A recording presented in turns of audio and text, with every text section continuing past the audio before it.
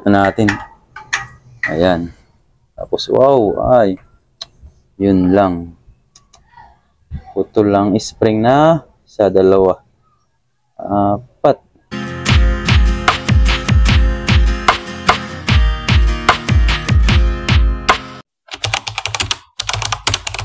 Good day mga ka-project. Welcome back to our channel. Pasensya na kayo, niyan lang uli ako na nakapag-vlog. Dahil naging busy nitong mga nakaraan dahil meron kaming naging karera dito sa General na car.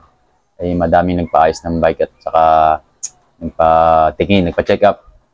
At yun, pagkatapos ng karera, ayun, nagpagdatingan ulit dahil pinalinis, pina-check ulit para maging maayos ulit yung kanilang paggamit.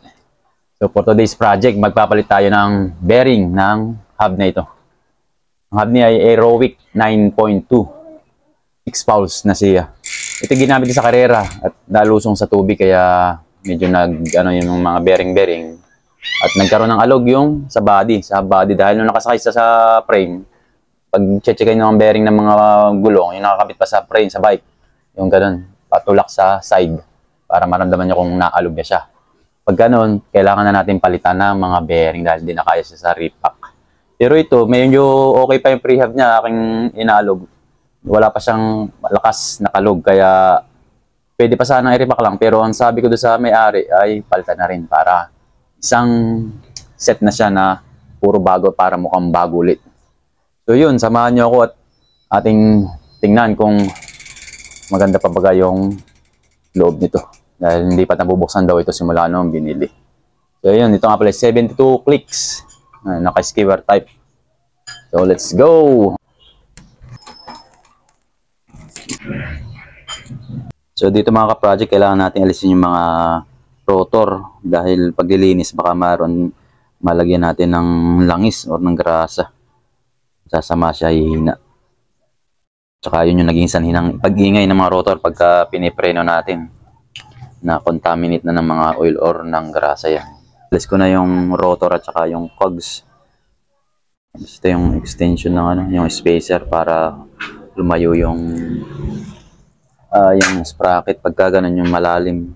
Sobrang haba ng mga prehab kaya nilalagyan ng spacer. Tanggalin natin yung mga cap niya. Dahil wala siyang thread, wala din siya yung narito yung sinusutan ng mga alin. Kaya ibig sabihin niyan, tulak lang kailangan yan. Yan, ganun lang siya guys. Pinasalpak lang. So, pwede siyang tanggalin kasama yung cogs kapag yung gusto nating i-check yung prehab natin. Hugutin lang natin pag ganun yung ating cogs at kasama na siyang lalabas yung ating prehab. Yan, tanggalan natin parehas ang cap. Ayan, medyo may stuck na siya. Siguro gawa nga nung bearing kinamapit na dito sa axle. So, kailangan natin siya matulak. Dito naman yung kanyang sa kabila. Medyo masama na nga siyang umikot kaya talagang papalitin ang bearing. Yun nga palang may-ari bumili na lang sa Maynila ng bearing at tinanong niya naman sa akin kung anong number. Ayun. Makuha naman nila kung yung tamang bearing. So ito yun. 4 para lahat na mapalitan. Para magmukhang bago ulit. So kailangan natin maalis itong axle para bunot natin ng prehab dahil yun. Tigas. Ito guys yung aking ginagamit na pang tutulak ng itong axle. Gamit ko itong ating press fit na pang headset or pang bottom bracket. Tutulak natin yan. Yung axle. Siguro ito na lang muna. Kaya na nito yan. Pinamitan ko nung bilog na malaki dito sa kabila dahil siya yung magiging space para matulak yung ating axle para hindi natin kailangan pukpukin. Okay, paikot lang. Ayun, tumulak na siya guys. Ito pinag-aralan ko lang itong tools na ito dahil hindi ko alam na pwede pala sa dito. Naisip ko lang na pag ginamitan natin ng mga iba pang parts ng ating tools yan, magkakahigi sila. Gagamit natin siyang pangkalas ng hindi kailangan pukpukin. Yan guys. Pantanggal ko ng BB na Halotech. So yun ngayon, nabunot na natin. Ayan. Tapos wow, ay. Yun lang. Putol lang spring na sa dalawa. patay. Kaya pala mahina na. Yun ang problema mga ka-project kapag hindi natin na-check yung ating mga prehab. Yan yung spring na pabayaan. Kaya pala. Sabi ng may-ari para daw humina ay. So yun ang isang problema niya. Naputol na. So yun, natanggal natin yung prehab. Tapos itong axle, tanggalin na rin natin. So yung mga project, nahugutan natin itong ating axle. Yan, gamit yung ating tools para hindi natin kailangan pupukin. So ngayon titanggalin natin to at pupukin na lang natin dahil sira na naman yan. Hindi na natin gagamitin para mabilis. Dito nabunot na natin kanina gawa ng ating tinulak. Yan, lilinisin natin. Lilinisin ko yan para maging mukhang bago. Tapos yung kabila yung prehab naman. Pwede na natin din pupukin yung bearing nito dahil hindi na siya naman gagamitin. Sama na talaga. Tayo na yun. Kita naman. Ito lang problema natin yan, yung spring. Kaya may message ko yung may-ari kung anong gusto niyang gawin. Kung bibilan niya ng mga spring para bumalik sa dating tunog. Mga project, tatanggalin ko na itong bearing dito. Sisinsilin ko lang dahil sira na naman yan. Gusto pang nang ikot. So ito lang ginagamit ko yung mga sirang axle. Palabasin natin yung gilid ng bearing. Itatabi lang natin yung bossing niya sa loob. Net lang. Yan. Lapit na. So yan. Tanggal na. Yung bossing. So, yung last sa loob ng bearing. Dahan-dahan lang nating pupukin para hindi tumagilid. Dahil pag tumagilid itong bearing, mahirap tanggalin. May mas mahirap ang tanggalin yung may mga C-clip sa loob. Dahil yun. Lalo wala kayo nung tanggal. Ayan. Yan ang loob niya guys. Dami. Ito lang talagang problema natin. Yung spring kung saan tayo kukuha ng pamalit. So yan mga ka-project, natanggalan natin lahat yung mga bearing niya. Ito ang tatanggalin ko yung mga fouls. Ay yung spring. Kaya tayo gumagamit ng ganito guys, yung mga tray. Para hindi mawala yung mga part, lalo na yung maliliit. Kaya yung spring, tsaka itong fouls. Kaya kung magkakalag kayo, kuha din muna kayo ng lagayan. Mas maganda tanggal lahat para mas malinis natin ng maayos. So paglilinis naman guys, kayo nang bahala kung anong gusto nyong gamiting panlinis. Basta mahalaga na linis. Tapos tuyuin nyo lang ng maayos. Tsaka nyo ibalik at lagyan ng bagong grasa. So yun guys. Okay. So yun, nilinisin ko na muna guys. Hindi ko na i-video dahil medyo matagal-tagal din paglilinis. Kaya balik na lang tayo kapag tapos na. Okay. A few moments later. Ayan mga ka-project, tapos ko na linisin yung mga parts, yung mga spring, yung mga pulse, tapos yung mga tungkags yan. Kapag nagpapalit ako ng bearing, lahat nililinis ko na para maganda yung tsura niya kapag natapos, para mukha uling bago. At saka ating body. Tuyo ko na rin gamit yung ating kompresor. Kung wala namang kompresor, punasin nyo na lang guys. Tsagay nyo na punasin. Mas maganda yung tuyo siya para hindi pagmulan ng kalawang pag may natirang mga tubig. So yun, umpisa na natin kabit yung mga bearing. Ito muna tayo sa prehab. Hindi mo natin itong prehab. So ito nga palang bearing ito guys. Ang number nito ay 6902. Itong 6902 meron siyang dalawang klase. Yung isa 15mm yung sukat itong gitna. Tapos merong 16mm. Kaya susukatin nyo muna yung mga axle nyo kung anong sukat niya para hindi kayo magkamali ng order. Dahil pagka yung maliit, yung 15, hindi siya papasok dito sa axle na to. Ito sakto lang to, 16mm ito. Sinukat ko sa aking pang sukat. Ito guys. 16. Basta ko dito sa prehab. Tapos ang tools kong gagamitin dito, itong aking press fit ulit. Ang lalagay ko para hindi natin kailangan pupukin. Dali lang to guys, ating nagawa na ng mga video yung ating pag-install ng mga bearing gamit yung tools na yan. Lagyan mo natin ng grasa dito sa loob. Tapos pasok lang natin. Suot. Tapos lagyan natin yung washer at saka yung nut. Siya yung magtutulak para pumasok. So yan, medyo higpit na. Gamitan na natin ngayon ng katala para mapasok na natin siya sa loob. Ikot lang natin. So hintayin lang natin tumigil yung pagpihit. Kapag matigas na, ibig sabihin yan, lapat na siya dun sa kanyang lagayan. Yan, tigas na. Okay. Ayan guys, gutin natin. Ayun, one down. Lagyan ko ulit ng grasa dito sa loob para hindi siya agad pasukin ng tubig kung sakali makapasok dito ng tubig. Tapos yung bushing, huwag natin kalilimutan mga project.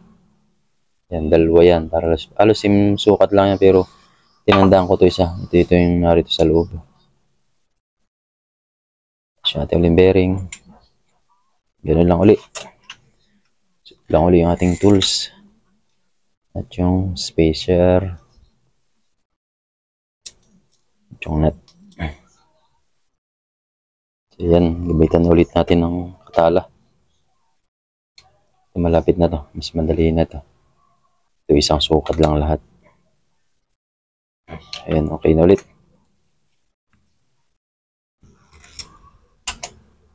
So yun guys, bit natin yung mga bearing dito sa rehab. Ayan, ayos ang ikot. Ibig sabihin okay. Wala natin kahigpitan dito paglalagay para hindi siya maipit yung bushing. Dahil pag ginikot natin ganyan, naipit yung bushing, parang medyo sasabit, matigas. Kaya tama lang dapat. So ngayon doon na tayo sa body. Okay, dito na tayo sa body. Dito natin na sa may rehab sa side niya. Lagay lang natin itong aking press fit tool, bearing, yung washer, yung nut. Itong tools na to lang guys, medyo matagal dahil sa haba ng axle niya. Kaya matagal natin iikot. Hindi kaya nung tools na pang bearing talaga, pang press na mga bearing. Dali lang ipaglalagay yan guys. Dito ko na lang inikot sa kabila para mas mabilis. So yan. Tapos pag kabit natin, check natin yung ikot niya kung maganda. Dahil minsan merong naiipit ang bearing. Pag tinisting natin ikutin yung gitna, ayan, medyo may sabit dahil napipipi yung bearing sa loob. Pero ito naman okay. So sa kabila na tayo. Ito guys, hindi na natin magagamit yung press fit tool dahil itong axle niya buo tapos meron yan kantuhan. Ibig sabihin may stopper. Kaya kailangan mauna muna to bago yung bearing. So mangyayari ganyan yan. Hindi natin may susuot yung tools natin. Ang ginagawa ko lang dyan, lalay ko lang bearing tapos pupukuin ko na yung dahan-dahan lang paikot. Yan guys, pagka medyo sakto na, pupukuin na natin ng dahan-dahan. Pinit lang tayo ng walang ginagamit ko doon, tong Allen.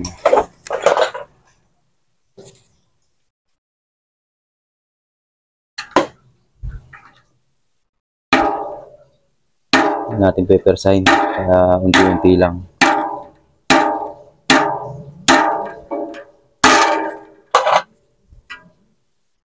Yes, okay na, lumapat na. Tapos ikot nyo lang kapag tapos. Yan, okay naman yung ikot niya. Hindi siya maigpit. Ayun. Ganun ginagawa ko pagka hindi naman kayang gamitan ng tools. Popo ko lang paikot. Ayun, dito tayo mga ka-project sa prehab yung ating mga fouls. Babalik natin, kaya lang yung spring niya. Ano problema dahil dalawa na lang yung okay. Wala, yung lalagyan ko lang itong magkatapat. Kahit dadalo na siya, sobrang ingay pa niya. So yun guys, ating balik na lang yung mga pause ditong iba. Kaya lang yung mga spring, hindi na natin babalik dahil putol na sila. Pwede silang malaglag dito sa loob. Masira pa.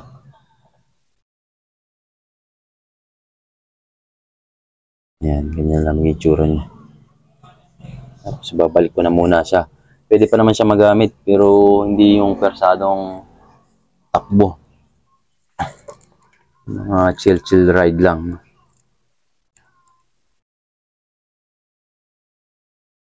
Sasabihin ko naman doon sa may-ari na ito lang yung pulse na natira kaya dapat dandahanin lang niya yung tipa para hindi bumigay.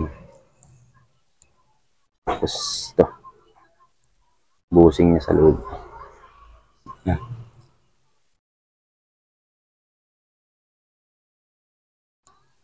Ito yung nag-iwalay sa bearing at saka dito sa body na ito ng rehab. Kaya pag wala to, didikit na to sa bearing. Iikit yung ikot ng rehab.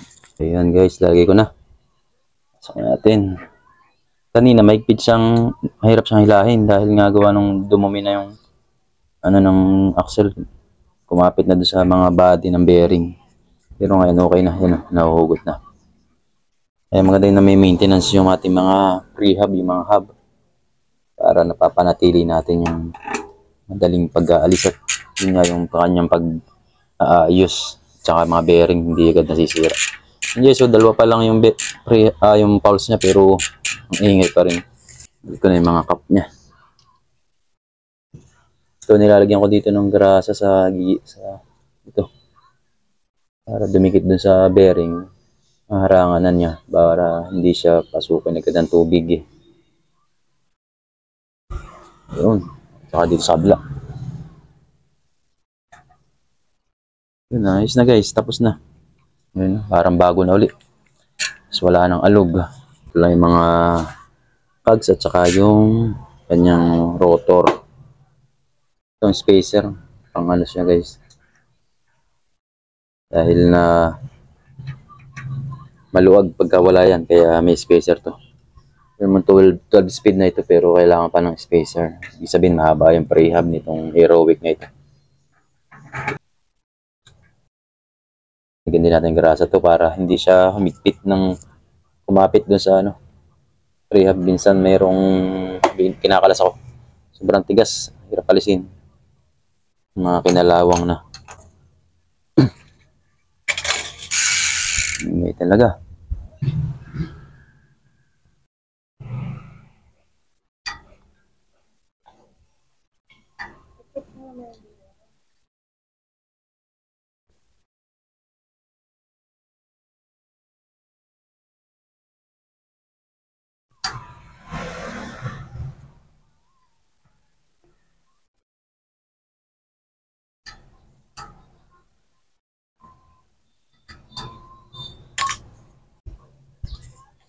So yun, okay, mga project natapos na.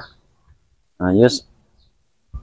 Pagpalit na tayo ng mga bearing ng hub na Heroic 9.2 6 pulse, pero ngayon 2 pulse na lang siya dahil naputol yung mga spring. 4 na spring na naputol. Ganda pa rin, no? Kahit dalawa yung pulse, ang ingay. Tigas kasi, matitigas yung spring niya. Kaya lang, sobrang tigas yun. Putol na. So yun mga ka-project, tapos na naman ang isang project natin sa araw na ito at napalitan natin lahat.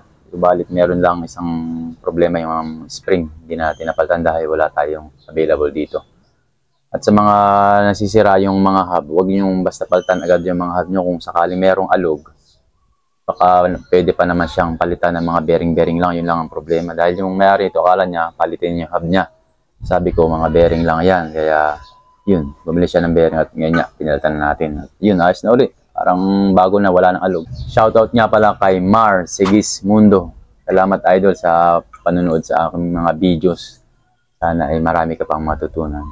Sa lahat ng mga nanonood at patuloy na sumusuporta sa amin kay Project Trebs, maraming salamat. Sana huwag kayong magsasawa dahil alam ko matagal kami bago makapag-upload. Sana ay nandiyan pa rin kayo at nakasuporta sa amin. And please don't skip ads. Please like and subscribe and hit the notification bell. Updated kayo sa mga susunod naming video. So yun, maraming salamat mga project. Hanggang sa muli. Paalam!